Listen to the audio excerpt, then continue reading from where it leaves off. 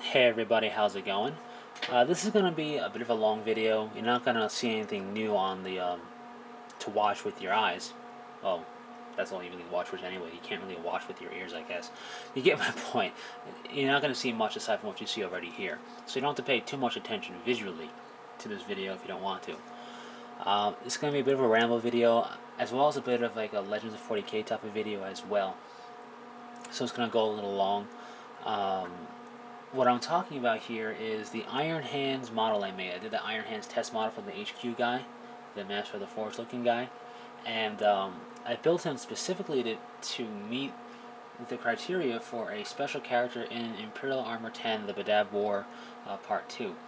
Which, by the way, if you're a Space Marine fan or collector, you should definitely pick up the Badab War series Part 1 and 2 from Forgeworld, the Imperial Armor books. They're very cool, lots of cool stuff on them, lots of cool little pictures and fluff, and special rulings and things you can use for fun games and all that. A lot of things that if they were just allowed to be utilized in any standard tournament setting would be fun to see. It wouldn't be anything that would make people scream overpowered, but that's a different video. And in there is the successor chapter of the Iron Hands called the Sons of Medusa. So I'm going to ramble about that a little bit. They don't have the best relationships with the Iron Hands, so it's kind of funny I'm utilizing that to represent an Iron Hands guy. But they do follow the whole way of the Iron Hands. You know, the flesh is weak and the machine is strong. They actually are a bit more zealous in that nature than the Iron Hands due to their Spaceborne chapter type of situation that they have. Being Spaceborne, they do it to survive or have a better chance of surviving despite their hardships of only being a Spaceborne chapter. And with that, we have the special character. He's kind of like a special character Master of the Forge, and kind of like a special character Captain type with Master of the Forge tendencies. There is a true Master of the Forge special character in the Imperial Armor Badab War series, and that is an Astral Claws guy. Firstly, I want to say the Space Marine Codex, when it came out, I was disappointed to see there was no special character Master of the Forge. We have a special character for every other HQ type except that. So it was a little upsetting to see. I was hoping there would be a special character Master of the Forge because I was hoping they would have an Iron Hand special character in that codex. But it kind of make up for it here with Forgeworld. So the reason I didn't go Sons of Medusa, because you may be thinking, well, if they have a special character and they're like the Iron Hands, why not just go Sons of Medusa? And part of the reason is I already have a green army, the Dark Angels.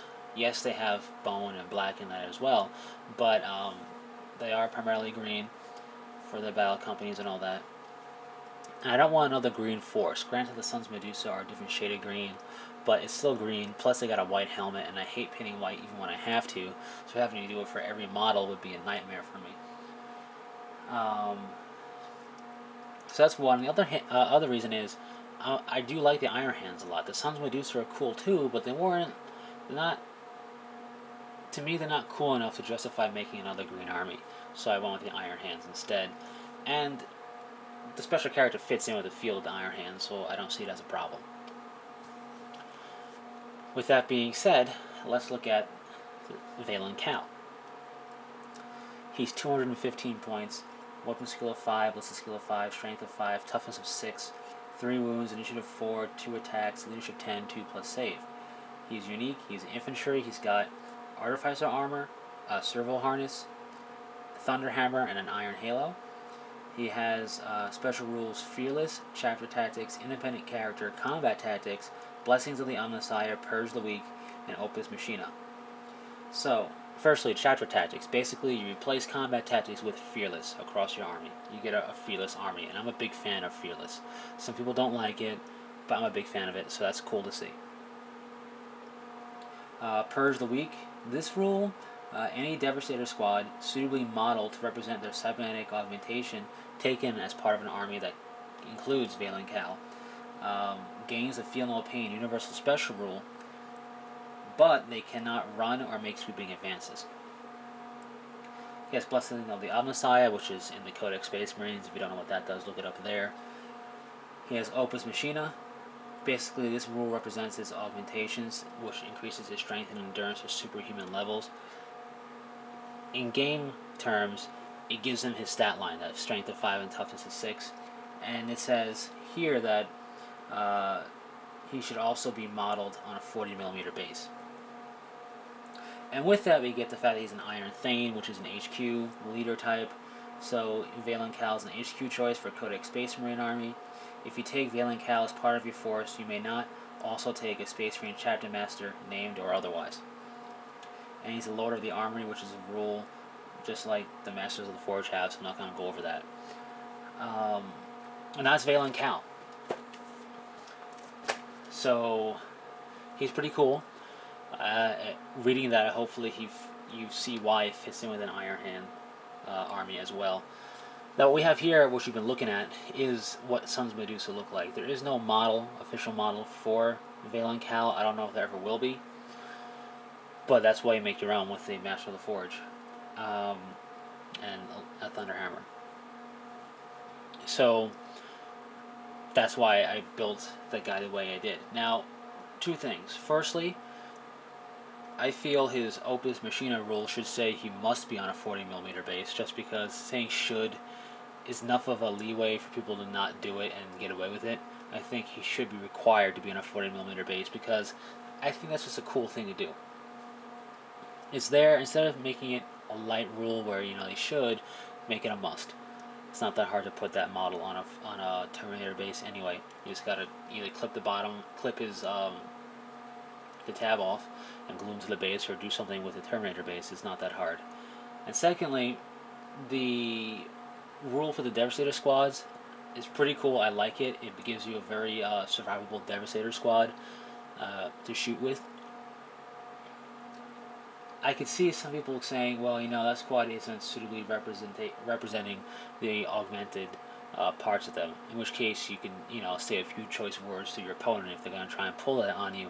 But, just make sure each guy looks like has something bionic, whether it's a leg or an arm or something, and you should be fine with that. I would go crazy with the sergeant, and maybe one or two of the other guys, but I wouldn't go crazy with all of them, because that's going to take a lot of bits. And talking about Vaylund Cal himself, I don't think he's overpowered. Some people may look at a strength of 5 and toughness of 6 and go, oh my god, that's not fair. Really, it doesn't matter. You can still bring him down with Bolter Fire. Yes, he's got a 2+ save, but, he can be brought down with Bolter Fire still. And his Iron Halo is very nice. It means that anti-tank weapons brought to bear on him to take him out, or at least wound him, you have a save against now. I think point cost wise, I think he's pretty fair. He's not under point costed, and he's not over point costed either. He's not going to go in there and just tear everything up. I mean, all of his attacks are initiative 1. So if you throw him against the wrong thing, you can have him get dropped before he gets to go. So be careful what you throw him up against. He'll do well against vehicles, even against walkers. Throw him against that Dreadnought. Chances are the Dreadnought's not going to wound with all of its attacks, especially if you charge it. And even if it does, you have a pretty good chance of surviving that and then just destroying that Dreadnought with your own attacks. On the charge, he has 5 high strength attacks that'll do very well against armor. So he's good against that, and he can also hurt a lot of really heavy infantry. Don't forget, he's got the servo harness. So he gets 2 servo arm attacks in addition to his normal attacks for close combat. He also has the plasma and the flamer on there. Plasma pistol and the flamer on there. So those are good shooting attacks. And with the silver harness rules, you get to shoot with 2 ranged weapons, either both silver harness weapons or 1 silver harness and 1 weapon that he has equipped. He doesn't have any ranged weapons except the servo harness, so he can fire at both of those every shooting phase. If he's in range, he can really hurt Horde, with the flamer, the template weapon, and even with the plasma, just to get an extra hit in there. And without that, he can still fire into heavy squads, maybe hope to do a wound, or hope they don't save because you drop a template on the entire squad. Plus, you got the high strength plasma shots. And just go that way, and he has decent shooting potential because he's firing two weapons, and then in close combat he's got a lot of high strength hits that ignore armor.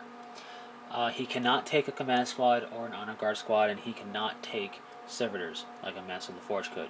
So you're going to have to use some squad that you already have in your army to be his type of retinue. Not a big deal, it's just something to keep in mind. I don't like to run my HQs without a squad that they're attached to. I don't always take a command squad, but I always try to attach my HQs to a squad. So um, just keep that in mind when you're fielding them. You keep a squad out there that you're going to have them attached to, and then keep that in mind for in terms of transport capacity and all that. But anyways, don't want to go too much longer now. I think he's a cool character for the Iron Hand. He'll fit the Iron Hand's feel very well, very easily, because the Sons of Medusa have the same feel. And the Sons of Medusa, as you see here, they're a cool looking force. I like their look. I just hate painting white helmets, and I already have a green army. So that's why I end up going ultimately with the Iron Hands. Anyways, I just thought I would go over that, considering I mentioned the special character a little bit in the Iron Hands HQ video, but you may be wondering, well, what's so special, what's he do, stuff like that. Well, here he is. A little bit of Legends of 40k for you in that regard. He's from Imperial Armor, Volume 10, The Badab War, Part 2. Again, if you're a Space Marine fan, Parts 1 and 2 of The Badab War I highly recommend getting. And that's it, I guess. So, until next time, take it easy.